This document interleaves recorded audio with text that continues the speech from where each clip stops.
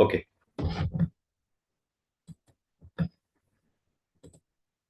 Okay, we can start, and whoever will wants to join can join later. Can you see the slide and hear my voice, guys? Yes, sir. Okay, perfect. So what I did was I decided that unit 6, 7, 8, and 9 are four separate units on Karl Marx conceptualization of labor, Keynesian theory, neoclassical, and institutional approach. Now, these are big units. Again, as I said, the units have been written focused on economics. However, I looked at the fact that a lot of students may not have an economics background. So, what I have done is I've combined all these four units into one PPT. I've summarized each unit into a few slides. This will allow you to have a macro understanding of, let's say, Karl Marx conceptualization of labor, and you will be able to write an answer in case a question of that same comes. This also gives you a certain comparative understanding of these, four theories.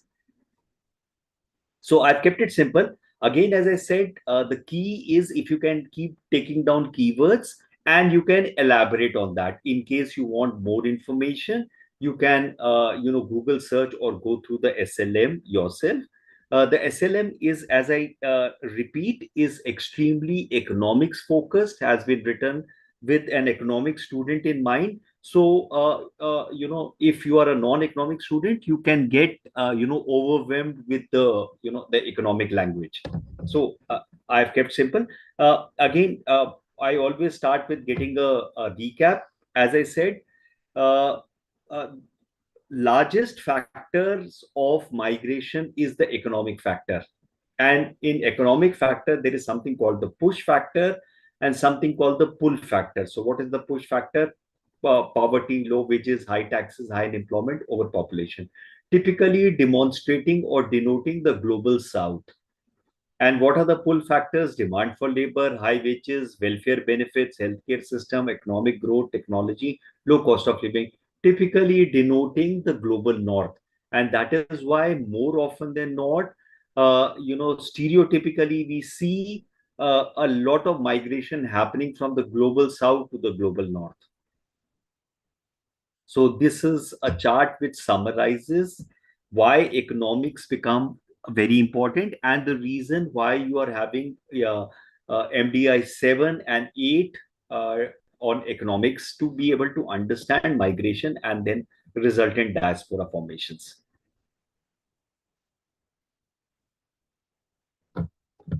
Again, to do a recap, what is the economic theory? Set of ideas and principles that outline different economic functions.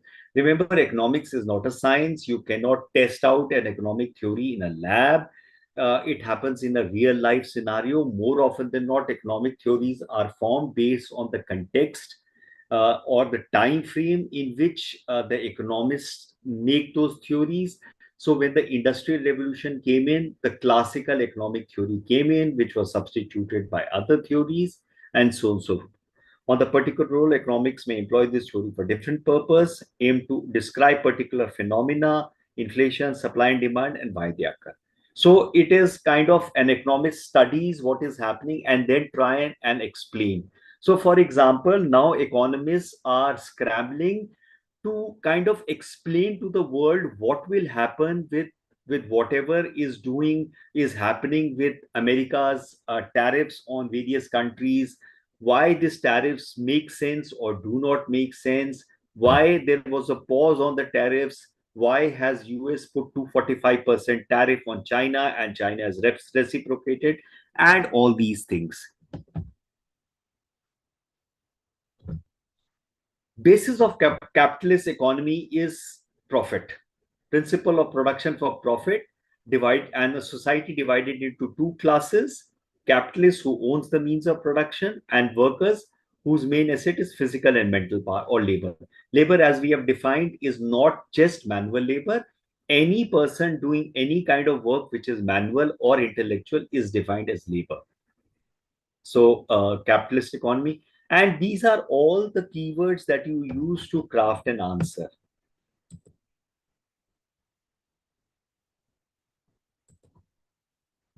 Just a second.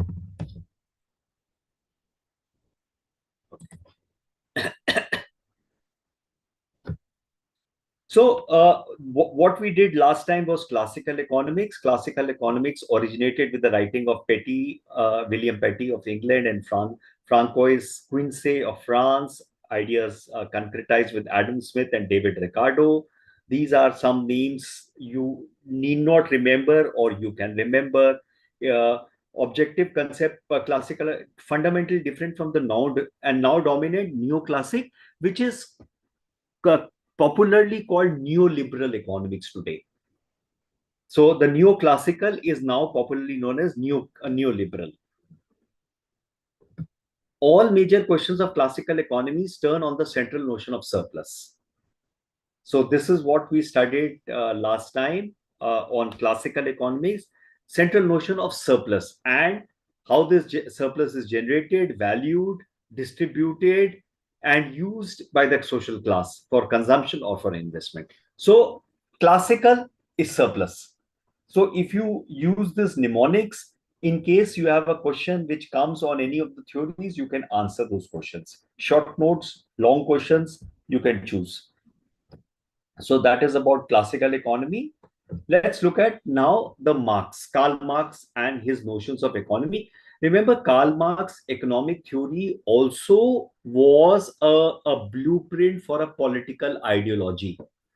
In fact, it was on Karl Marx blueprint that the whole concept of USSR, the Union of Soviet Socialist Republic, was formed, which subsequently broke up into Russia and other states. Conceptualize of labor and Karl Marx's conceptualization of labor is central to his ideas of how societies work, especially capitalist economies. As I keep repeating, economists look at the current situation in terms of the economy of the nation or economy of the world and formulate their theories.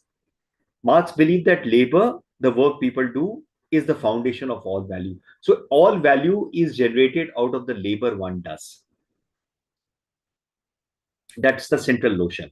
So Marx's centrality of his whole economic theory and his political ideology worked around the concept of labor.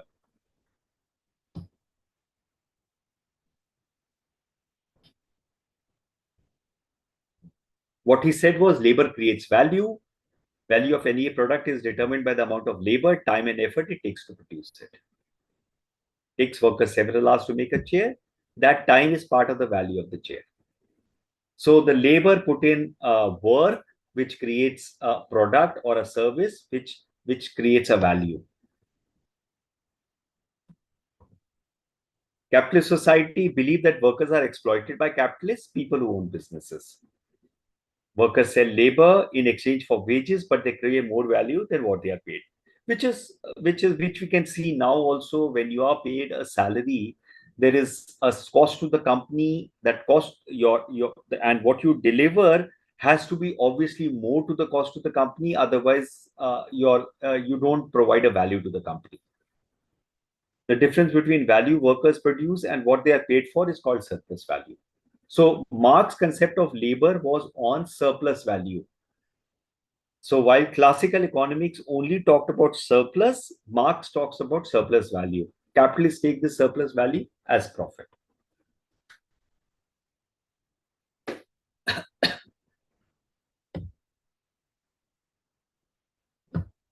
And of course, because every work is subdivided into smaller tasks, the worker is not able to connect to his work, and which leads to alienation.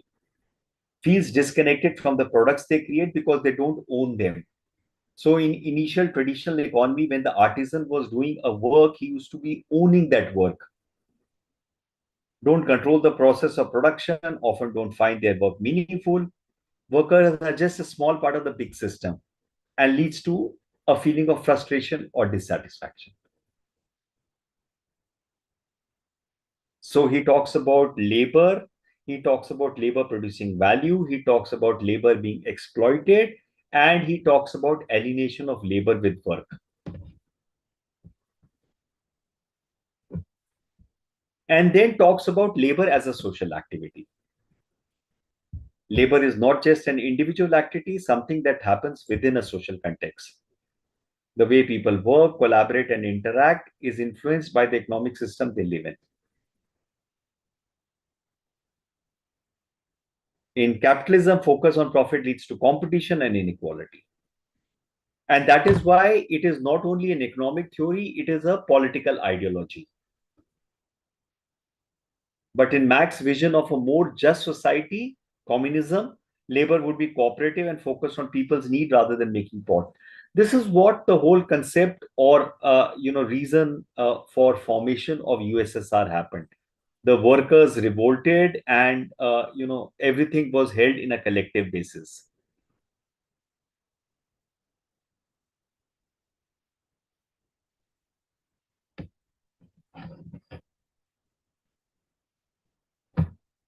In summary, Marx saw labor as the key to understanding how economics work and how inequality and exploitation arise.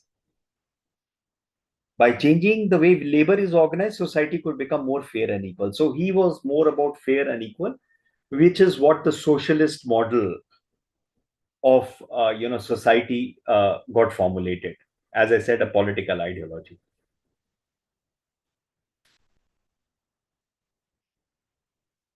So broadly speaking, this is what Marx and his ideas were.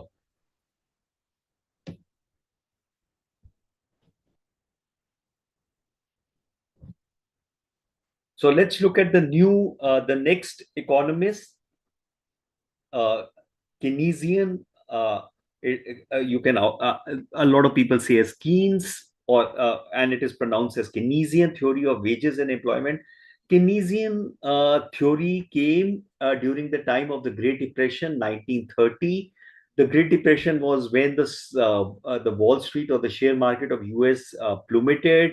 There was mass unemployment. There was mass suicide. The world went into tumult. What a lot of economists are today saying that today's this tariff wars and the trade tariffs which have been put by the new administration in the US could lead to a recession mirroring the 1930. Anyway, Keynesian theory of wages and employment focuses on the overall economy works and how things like wages and jobs are affected by the big picture. So it is not just employment, wages, and jobs, but there is a larger picture which comes into the scene.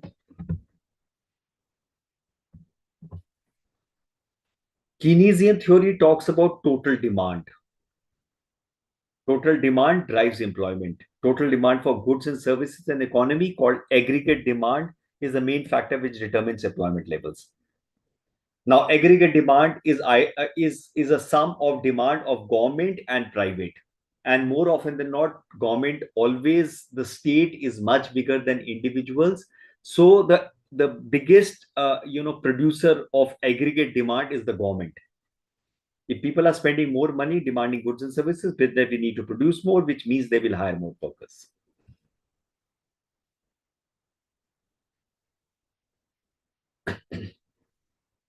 And that is why when there is a lean period of economy, unless the government steps in and creates infrastructure, and this is one of the reasons why the flagship scheme Manrega, the National Rural Employment Guarantee Scheme, was a government scheme creating demand in the rural areas. They started spending more money into producing community goods, leading to money in people's pocket, leading to more aggregate demand. Keynesian theory also talks about wages and employment are always flexible. While in classical economic theory, wages and prices were thought to adjust quickly to balance supply and demand, Keynes argued it does not always happen, especially in short term. During a recession, business may not want to lower wages or may not be able to do it, even if though they are struggling to sell their products. There could be a blowback by the workers against wage reduction. This can lead to high unemployment. because demand is not there, wages are high, the companies cannot hire more workers. Uh, Obviously, money is short in supply, aggregate demand is less, production falls down, leading to high unemployment.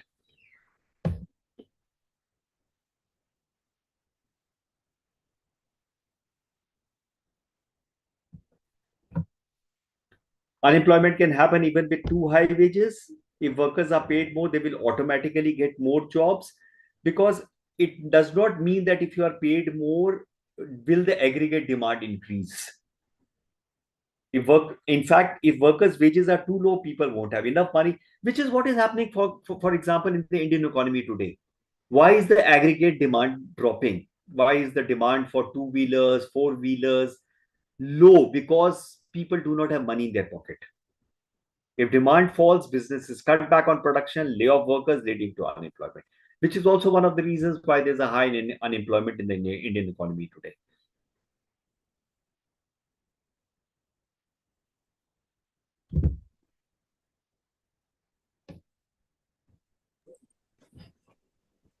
Is the demand for two-wheelers and four-wheelers presently low, sir?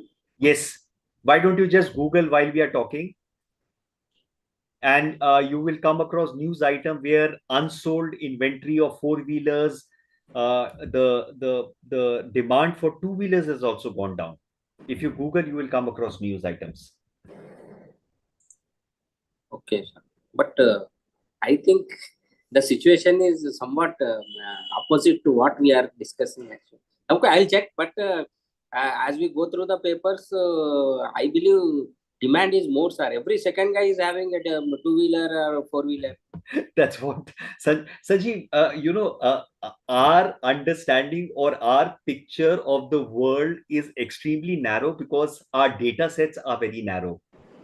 So, for example, if I stay in Delhi and I look at my neighbors, then my data set is extremely narrow. 10 people, 100 people, 1,000 people. We are a billion, strong country.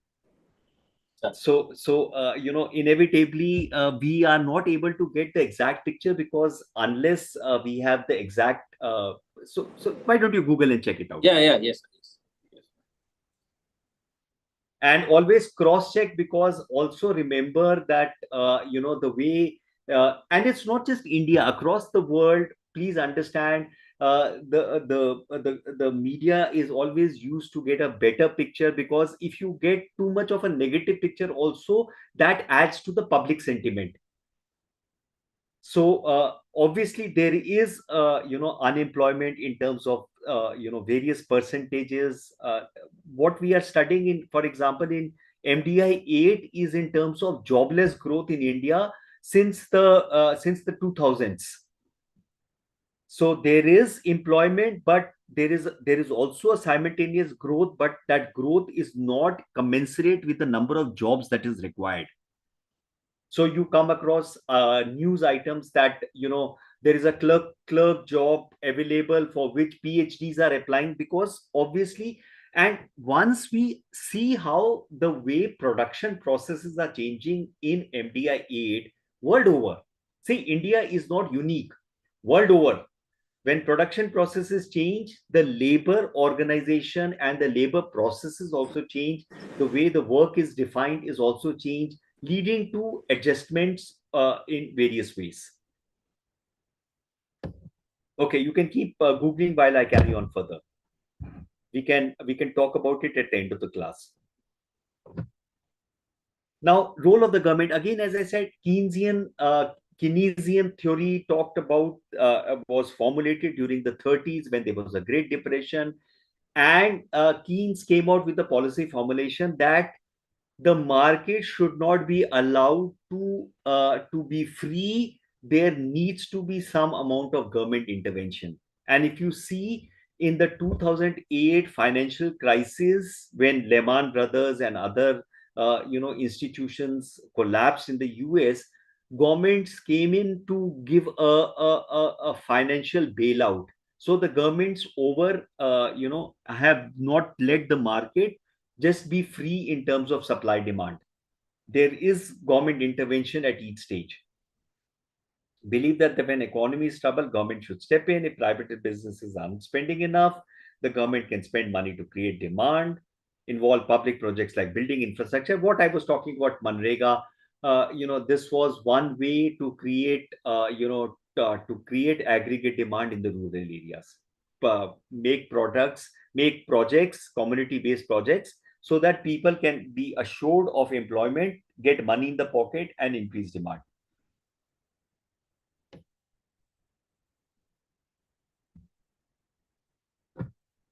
Then Keynesian theory talks about something called sticky wages. Idea of the wages can be sticky. They don't always adjust quickly to the changes in economy. During a recession, employee might be unwilling to cut wages even though demand for goods and services is down. Leads to unemployment because business may be not be able to afford to hire as many workers at the existing wage rate. So it is not just a supply demand situation as the classical and the neoclassical economics talks about, but there are other factors. There are macro factors which affect. So for example, as we are seeing this trade tariffs unfold, how it is, for example, I was seeing this video about how the US hospitality and airline sector is getting hit. There has been an almost 40% drop of Canadian tourists in the US. And Canada is the largest constituent of tourists in the US, which is they are talking about a $6 billion hit on the US travel and tourism and hospitality industry. So, and especially now with the global connectivity and we are in MDI 8 going to be reading about supply chains. We read about supply chains last time, and we are going to read more about it in the class tomorrow. You will see how everything will affect everything else. Keynes believed the economy does not always fix itself quickly, and then sometimes the government needs to step in to create jobs and keep things stable. So government has a very important role to oversee and to do necessary interventions so that some amount of stability happens. So this is the larger summation of the Keynesian theory of wages and employment.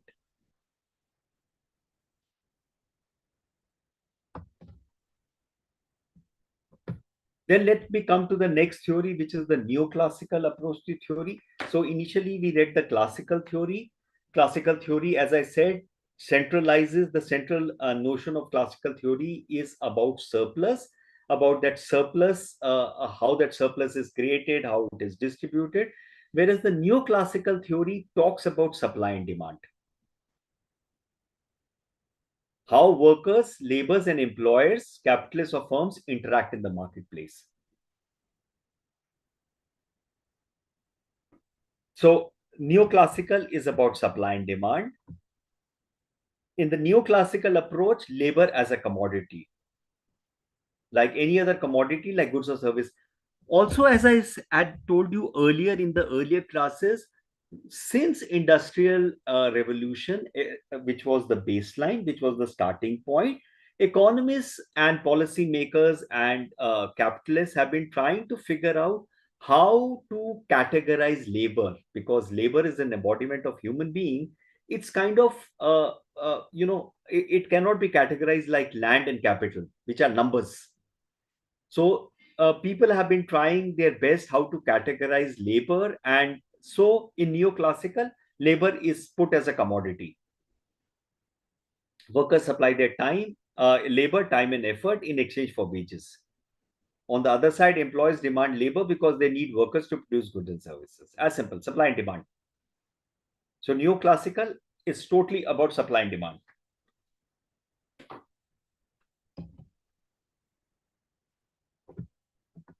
Wages determined by supply and demand. So, and everything is supply demand oriented. In fact, the neoclassical very strongly puts that government should not intervene in the marketplace. Just like price of good, wages, how much workers are paid are determined by supply and demand for labor. If many people want a certain job, high supply of workers, wages for that job will be lower because employers can choose. What we see in Uber search pricing, When there is a high demand, supply is less, they jack up the price. If few people want a job, low supply of workers, wages for the job will be high because employer need to offer more money to attract workers. So whole central tenet of neo-classical economics is supply demand.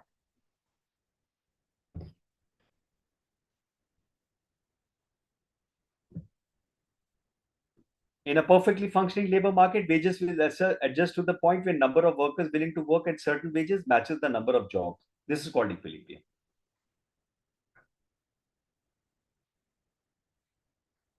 Now, we know it does not happen that way because with labor, there are other considerations than just wages. We have already seen that.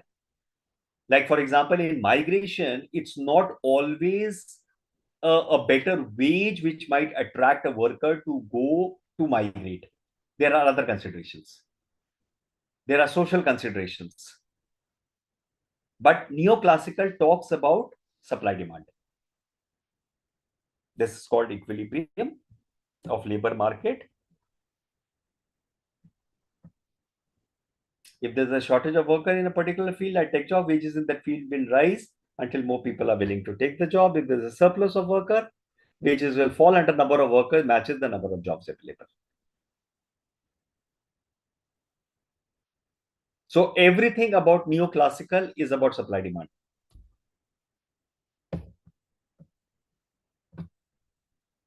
And workers are rational. This premise itself was clouded because we have seen there are other factors, assumes that the workers make their decision based on rational self-interest.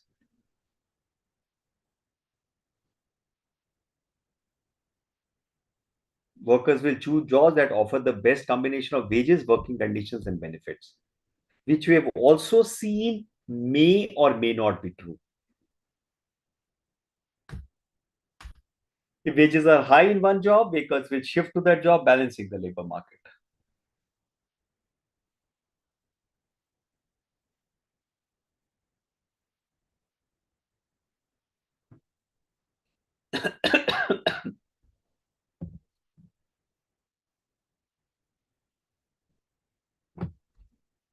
Neoclassical talks about full employment. In the long run, there will always be full employment, assuming wages are flexible and can adjust. If there's unemployment, it is seen in temporary and due to things like short-term mismatches between skill and available jobs.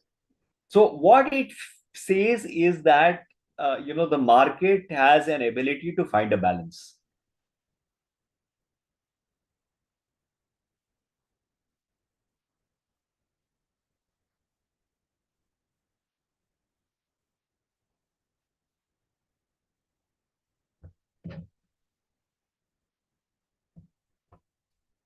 Role of government. Government's role in labor market should be minimal. Market is self-correcting, adjust to wages, employment levels to reach equilibrium without much government. So again, the classical economic approach also talked about the government to lay off the market. They do not touch the market. Neoclassical talks about minimal intervention, whereas Keynesian theory talks about government intervention.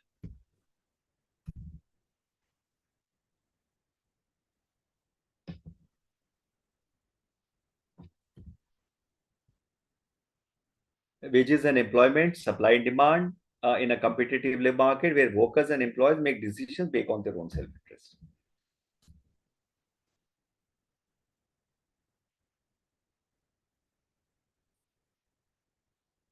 So if you apply the neoclassical approach to the current US trade restrictions, it doesn't make sense. Because most US companies are in a supply chain mode where they are trying to maximize profit. By putting tariffs, you are not maximizing profit. So it doesn't make sense. You cannot explain it using neoclassical approach.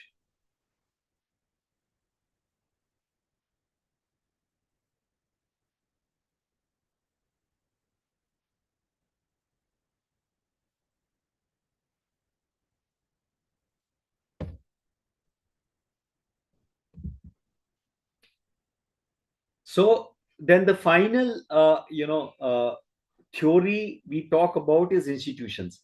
Now, also understand, these are not, these are not watertight theories. Each theory has some advantage, each theory has a disadvantage, each theory was constructed during a particular context in time. Do not expect a theory to answer all questions, and do not start looking at those theories from today's understanding of the world, because those theories were constructed in that particular time. So don't say how can this be possible. uh, we are not talking about right, wrong, correct, false. These were theories, and was the theories as they were constructed. So let's look at the institutional, way things or the economies function. Defines institutions as a system of established and prevalent social rules that structure social interactions. Language, money, law, system of weights, measures, table manners, firms are all institution. Family is an institution. Labor market is an institution. And even if we do not want, we work according to certain institutions. So even if we do not want, we have to use the institution of the educational institution in terms of going to a school, going to a college, getting a degree. It's an institution.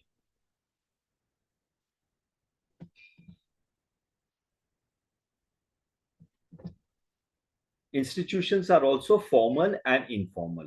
While formal institutions including constitutions, statutes, contracts, informal include convention, norms, culture. Like, for example, as a part of the norm and culture, if somebody dies, you are supposed to, go to their cremation or their chotha or their fourth or their 13th day. There is a particular mannerism in terms of clothes, in terms of, your mannerism, how you, offer your condolences. This is all an informal institution, and it is transmitted from one generation to another.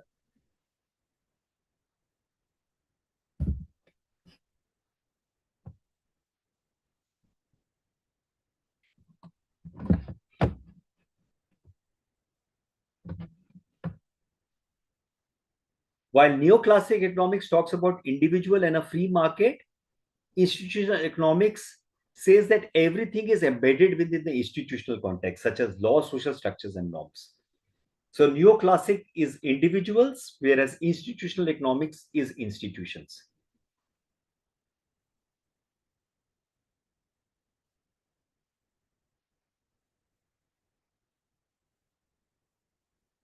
And if you look at the fact, each of our lives as individuals is governed by various institutions. For example, caste is also an institution. Class is also an institution.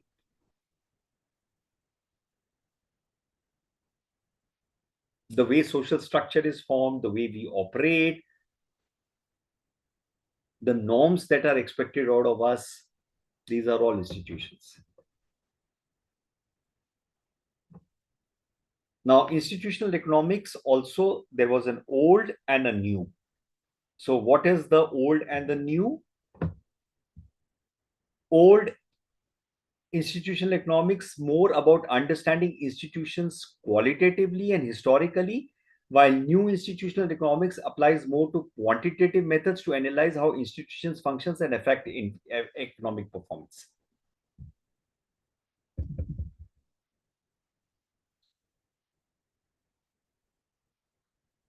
So while old is qualitative and historical, the new is more quantitative to analyze how institutions. Like, for example, so if you go in the unit, there are some formulas, there is some charts given. Again, as I said, it is from a very economic perspective.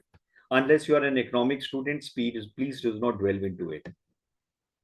So that is the essential difference between old and new institution. Is labor a commodity or something that is embodied in human beings? Fundamental question seems to be a principal concern. Scholarly addition to an institutional role of labor market. Because at the end of the day, labor is embodiment is an embodiment of the human being. If labor is viewed as a commodity, then labor market can be devoid of institutions like labor laws. So also understand there is a certain amount of philosophy in the field of economics as to how I would want to see labor. Do I look at labor as an embodiment of human being, or do I want to see labor as a commodity?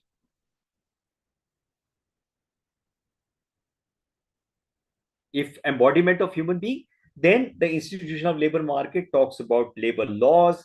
There is a talk about human rights. There is a talk about other things.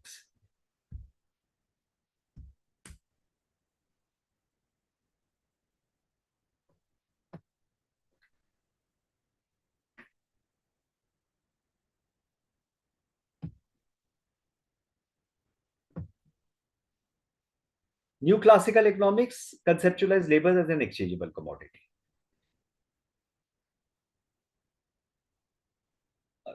New classical economics talks about supply and demand. The logic of demand and supply is impervious to provisions of decent working living conditions of labor. So the new classical economics, because considers labor as a commodity, they don't care about the fact whether the labor has got a subsistence wage, decent wage, whether the family is well taken care of, whether there is a health benefit. If one labor goes away, it is replaced by another labor. It's a commodity.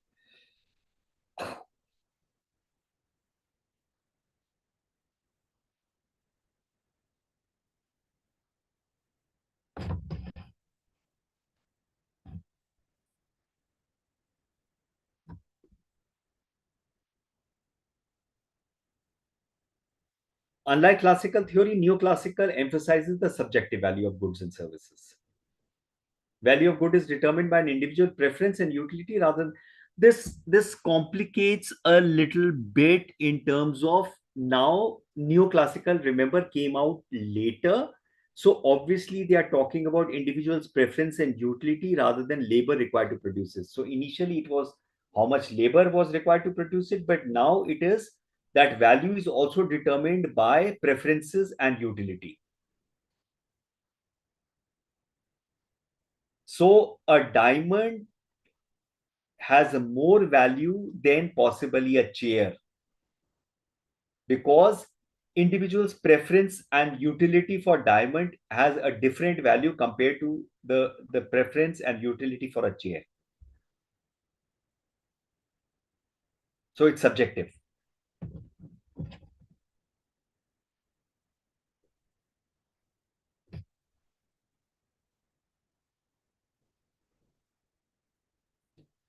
Whereas the institutional aspects talk about labor is not merely by supply and demand, rather evaluating working and living conditions become important for sustaining amicably and fair system of labor relation and employment system. So this seems to be a much more larger viewpoint of the labor market. In fact, if you notice when initially industrial revolution came in, and it was all about profit, and they did not.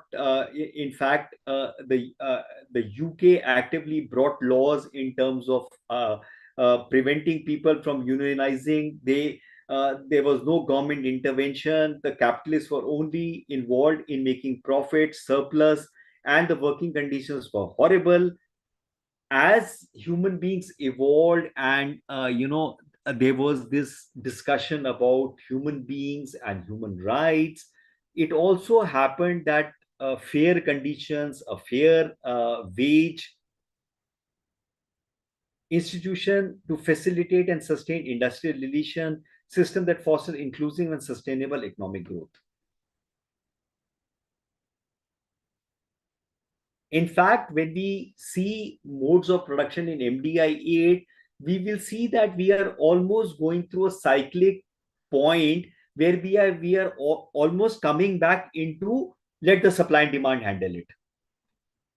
Let the market figure out the wage.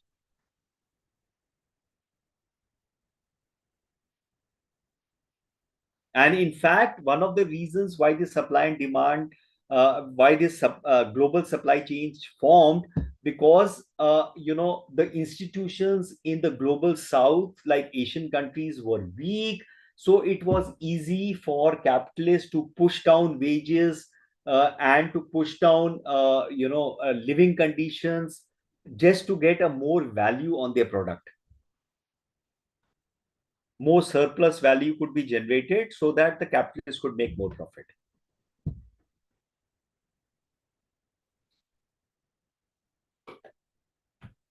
Guys, I hope I am keeping it simple. It is not becoming too complex. Guys, Yes, sir. so that's, as I said, I have kept it, I have summarized it, summarized the unit. This summary should enable you to answer a question in your examination. If you still would like to go through the unit and or Google some keywords, please feel to do that. Labor laws, for example, is a classical institution that has been impacting labor markets for more than a century across the globe. Formations of collectives such as trade unions, ILO, conventions, right to organize, and collective bargaining conventions have become non-negotiable across the globe. And this is one of the reasons why the global north decided to initiate this global supply chains, because in their own countries it was very difficult to push down wages, push down working conditions, because the labor laws were strong, the institutions were strong, whereas the global south, like the Asian countries, the institutions were weak, the laws were weak, and this was the way for them to make profits without having to spend any additional money. And this is one of the reasons why the political thought process of the current US administration to get jobs back into US may not work.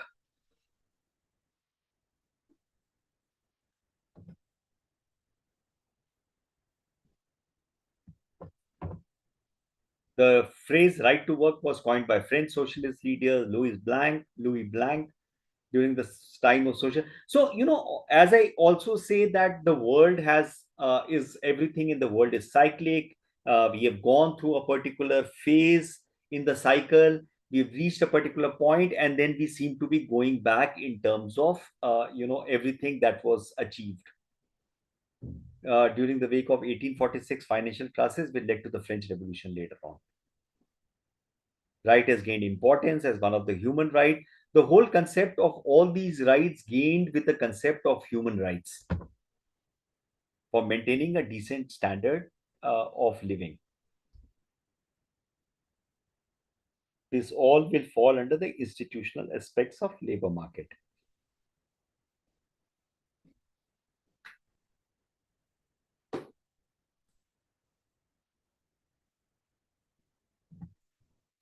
The Universal Declaration of Human Rights, right to work, and states everyone has the right to work, free choice of employment, favorable condition. Similarly, International Convention on Economic, Social, and Cultural Rights recognized. So there are all these conventions. All these nations came together, decided to pass these declarations, which were a guiding, point to various nations passing their own domestic laws. So, for example, Article 43 of Indian Constitution, the state shall endeavor to secure suitable legislation on economic organization, workers, agriculture, industrial, living wage conditions. So, all these things are enshrined in a constitution, which is also an institution.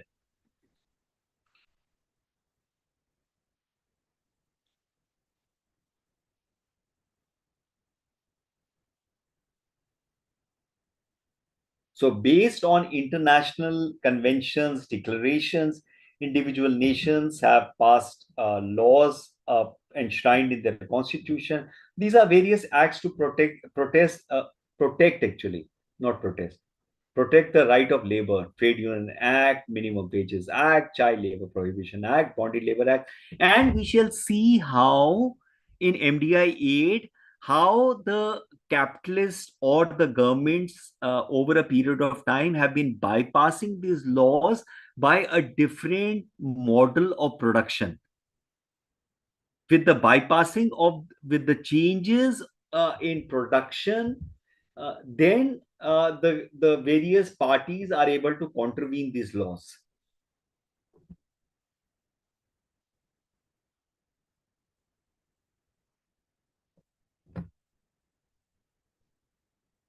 Trade unions, special forms of contract. There are informal social institutions that shape the labor market. Social networks, informal collectives, religion becomes an important institution. Labor market outcomes like employment and wages appear to be sensitive to social identity of person, particularly one's caste. Certain jobs are almost blocked for certain castes.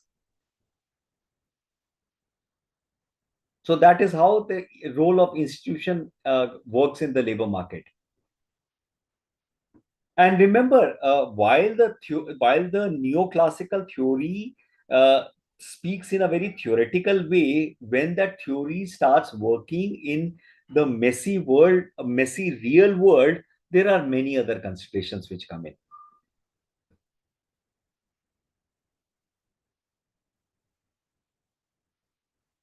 In fact, in subsequent units, I think of MDI 7 or 8, we look at the fact how internationally trade was promoted as a means for technology transfer, as a means for increasing employment in the global south. And then all those things, when we look at that, and then we look at the trade tariffs which have been recently imposed or have been paused, you see they are in odds with each other.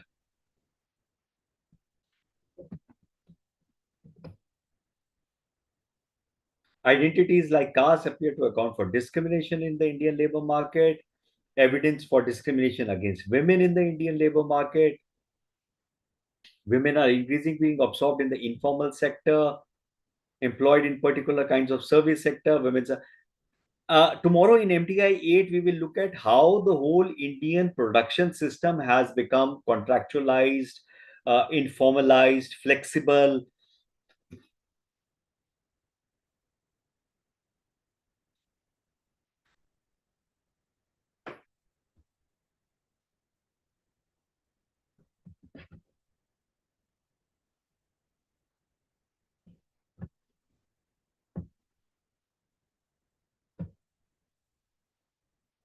Labor force participation rate does not increase with higher education of women. Social networks and informal collectives, although not so tangible, actively play in shaping the labor market, facilitating job search, migration, information sharing. So always, for example, look at between a lower caste, lower class person and an caste, upper class person. One of the difference is in terms of information sharing. So if you happen to be from an upper class and an upper caste, your networks, your social networks are so strong in terms of information sharing, in terms of opportunities, which unfortunately, and that's with the difference between government schools and public schools. So when private schools, the kind of networks that you make in a private school is way superior than the network that you make in a government school.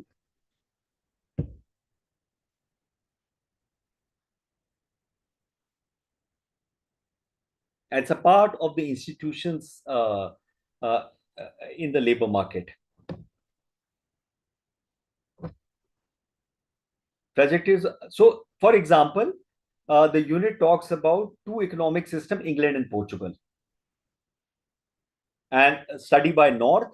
History of these two countries. North uses an institutional framework to gauge the pattern of development changes. Portugal was more advanced in maritime exploration in the 15th century than England. England became an industrially advanced nation while Portugal remained a developing nation. Why? Because of institutional mechanism. Unduly swayed by conventional institutions like Catholic Church.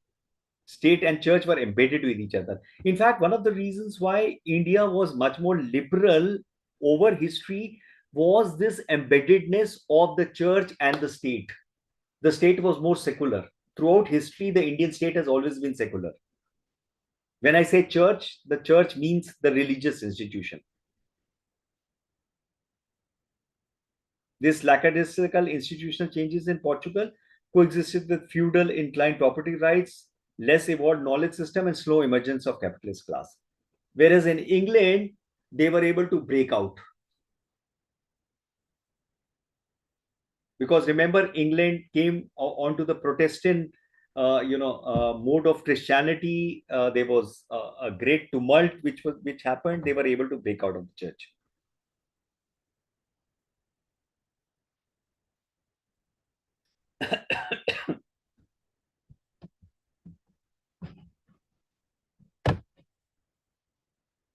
So there is the study of North.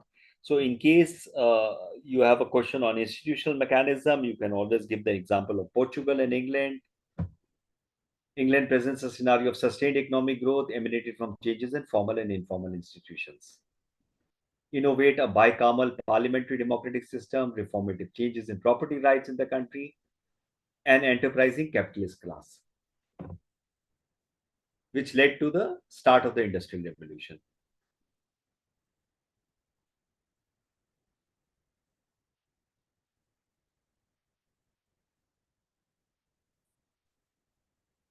And the same thing happened in America. There was the institution of church was kept separate. The whole government was secular. They were able to progress much faster. Okay, let's sum up. Major questions of classical economy turn on the central notion of surplus. Marx saw labor as a key to understanding how economics work, inequality and exploitation, changing the way labor is organized, society. So Marx was, again, as I said, not only an economic theory, it was a political ideology. Keynesian theory of wages and employment focuses on overall economic works, how things like wages, jobs are affected by the bigger picture. Neoclassic, based on the idea of supply and demand. Institution as a system of established and prevalent social rules, structures, language, money, laws, system, weights, etc. are all institutions.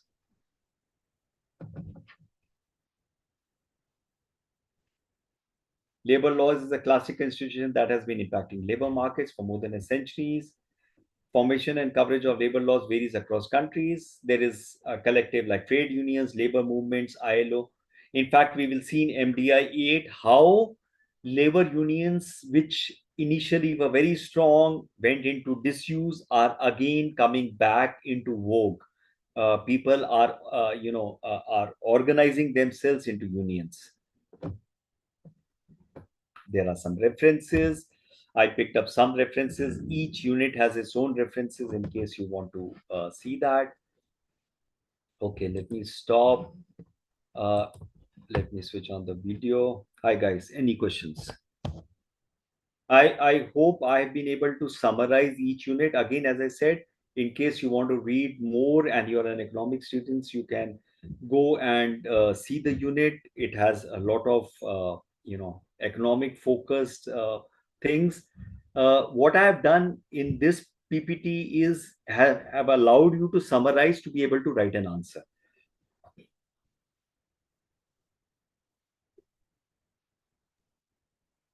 Sir.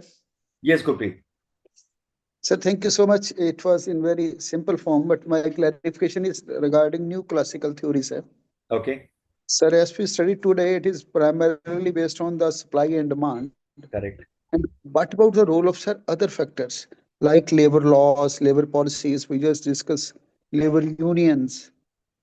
Correct. So now, so classical theory talks about the fact that it does not hold the role of institutions. It says everything is supply demand, everything is based on the labor market, and the labor market has the role of correcting itself. And it talks about minimal intervention by the government.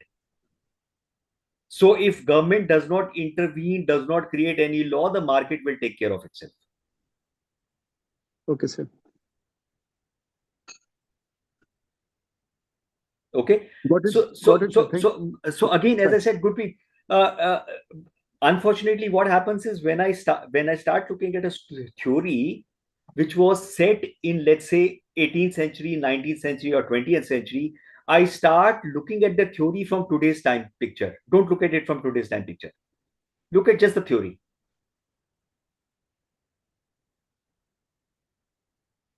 Gurpreet? Sir. So just look at the theory, you'll be able to answer the question, and that's it. True, sir. Thank you, sir. Got it, please. Okay. Any other question? Domingos, Yes, sir.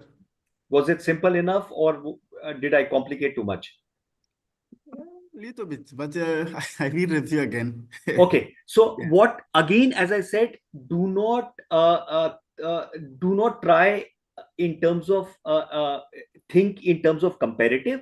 Think in terms of simple theory. As I said, the central thing of classical is in terms of surplus. Central of Marx is in terms of labor and their exploitation and their alienation. The Keynesian central aspect is the fact that it's not just wage employment and wage employment. There are bigger factors than that, and the government must intervene. And the neoclassical talks about supply and demand. Whereas the institution talks about it's not just individuals, they are the institutions. So have those mnemonics. If there is a comparative short question, you are able to write a paragraph each to be able to get your marks and finish your paper. Nobody is going to ask you to write a long question on classical economic theory. I don't think so. Got it, sir. Okay. So Okay. keep it simple. And that is the reason why if you get stuck onto the unit, it is focused extremely on the economics and the economic language. So that will confuse you if you're not an economic student. Thank you, sir. Okay. Any other question? Sir, no, not a question, but just an observation. And do correct me if I'm wrong, please. Hello, am I audible? Yeah. I'm listening. Yeah, Yes, okay. yes. Okay. Sir, like the neoclass, I mean, we were talking about the theories and it says about supply and demand. So, although, I mean, I feel that it is still relevant in today's times because recently I was talking to somebody about a small country in Europe called Romania. It's very small, barely anything. But I came to know, to my utter surprise, that all the construction, all the development works that is happening there, it is not the local Romanians who are working on those construction sites. It is laborers from India, Sri Lanka, Bangladesh, Nepal, etc. So that led, and so why it came to light is because the OSH conditions at the labor camps were not according to the European standards, and the OSH guys kind of created a ruckus saying this is not right. So the government, and even not just the capitalists or the people who were the government which was getting the work done, they came back saying, please back off because we really need these workers to do the work that they are doing, because they were not able to carry out these works for a very long time due to COVID and then a lot of other things. So the government itself, kind of pushed or told the OSH guys to kind of back off. That was kind of surprising to me in a country like, in a place like Europe, of all the places that this happened. Why? Because of supply and demand, right? So just an observation, sir. So, Sophia, you have to understand again. Now, this is what you are saying is much more complicated than a supply demand. So, what is also Okay, happening, and that is the reason why I keep saying before you read MDI 7, read MDI 8 in terms of methods, modes of production, how the production itself has changed. So, now the point is the government needs some infrastructure. That infrastructure, why it needs that infrastructure could be multiple reasons. Okay. So assuming the fact it needs that infrastructure, let's not go into the reason. Now the government does not want to get its hands dirty because Romania still is not a part. Is it a part of the European Union already? No. I No, need to check that, no, sir. I'm no. not sure. No, It's okay. it's Okay. Eastern Europe. So for example, the European Union has very clear convention laws in terms of labor laws, in terms of this and that. Whereas East European countries get away because they have they have just got freedom from USSR.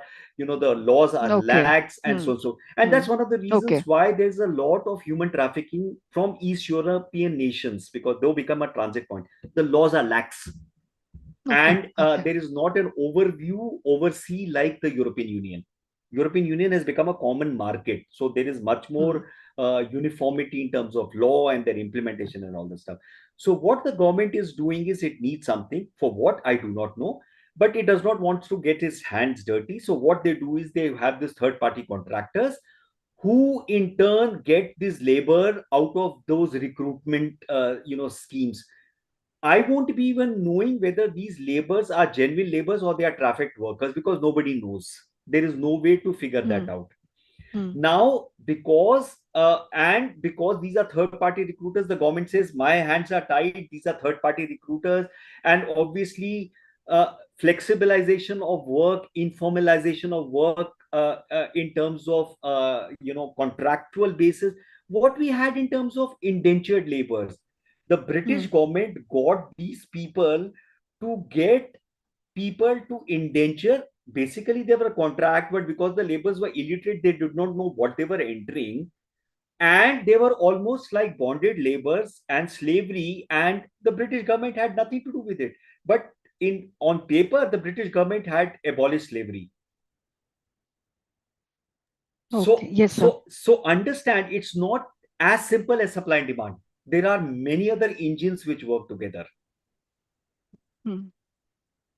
Thank you, sir. A particular economist or a particular scholar, while looking, like for example, you as a scholar looking at the situation, might put this under a supply demand, but it will be much more complicated. When you study, you will realize there are many more engines working out there.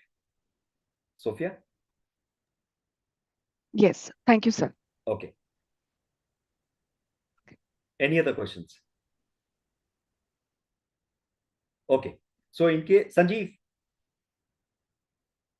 Sir, sir, were you able to Google and find out whether the aggregate demand has come down or not? sir, it's if it is two-wheeler, it is saying it's a bit high. It is high. Four-wheeler, yeah. Four-wheeler? Four-wheeler, it's bit low, sir. Okay. I came across a news item in which they talked about even the two-wheeler demand has come down. Year to year demand has come down. See, these are economics. Economics works in cycles. Whole country's economy works in cycles. World economy works in cycles. So anyway, Sir. Any question on to this?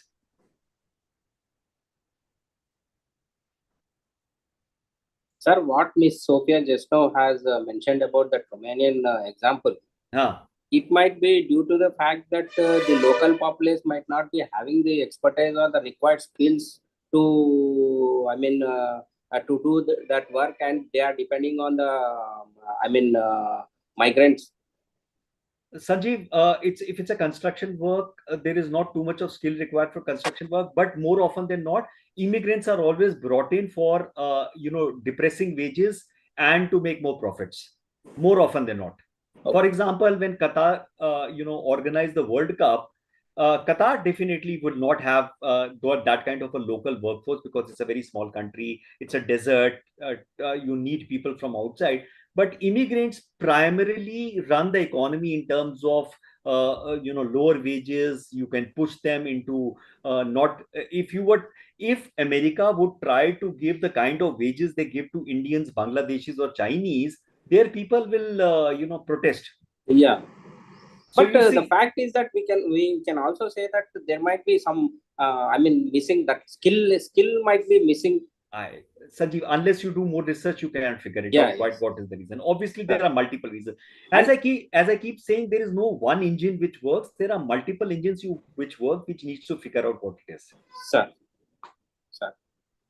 Okay. Sir.